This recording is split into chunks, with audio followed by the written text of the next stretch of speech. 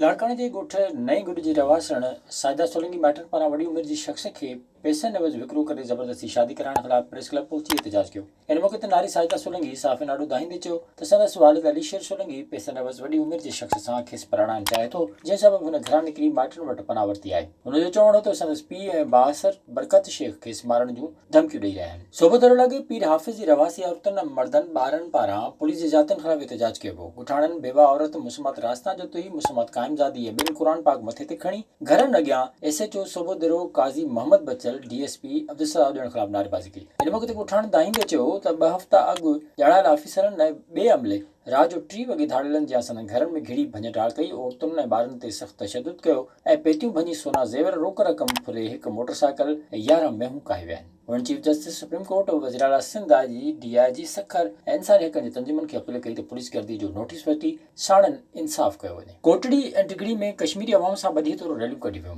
कोटड़ी में ज़िले जामशोर जे ख़ानगी स्कूलनि पारां कश्मीरियुनि सां यकजहती जो ॾहाड़ो मल्हाइण लाइ मरियम घाट खां रैली कढी प्रेस क्लब ताईं एहतजाजी मुज़ाहिरो कयो वियो। Government boys primary main school Tigri head हेड मास्तरानी असमा सरदार मास्तर रायचंद, जॾहिं त गवर्नमेंट गर्ल्स प्राइमरी स्कूल में हेड मास्टर उमर सिकंदर ऐं ॿियनि स्कूली ॿारनि तरफ़ां जागृता जे हवाले सां अलॻि अलॻि प्रोग्राम कोठाया। इन मौक़े ते कोटड़ी जी अक्सा मॉडल स्कूल जी प्रिंसिपल अब्दुल तवाब, असदुल्ला पंवर, अब्दुल रशीद समेत ॿियनि ख़िताब कंदे चयो त भारत पारां कश्मीर में ज़ुल्म जो सिलसिलो जारी आहे। हुननि चयो त कश्मीर में जारी इंसानी हक़नि जी लताड़ ते आलमी इंसानी इदारनि खे आवाज़ उथारणु घुरिजे। बेनज़ीर इनकम सपोर्ट कार्ड तां बेनज़ीर भुट्टो जी तस्वीर हटाइण ख़िलाफ़ PP लेडीज़ विंग ज़िले घोटकी तरफ़ां ॾरकी में एहतजाजी मुज़ाहिरो कयो वियो। इन मौक़े ते शबनम भुट्टो, सुमेरा शेख, कलसुम सुमरो, फरज़ाना भुट्टो ऐं ॿियनि चयो त वज़ीर आज़म इमरान ख़ान बेनज़ीर भुट्टो सपोर्ट कार्ड तां बेनज़ीर जी तस्वीर हटाइण जो जेको फ़ैसिलो कयो आहे उहो उनजी सख़्तु लफ़्ज़नि में मज़म्मत कनि था। सन चवण त फ़ैसिलो फौरी वापसि वरितो वञे, ॿी सूरत में सदन एहतजाज जारी रहंदो। विज़िट कयो अवामी आवाज़ मीडिया ग्रुप जी वेबसाइट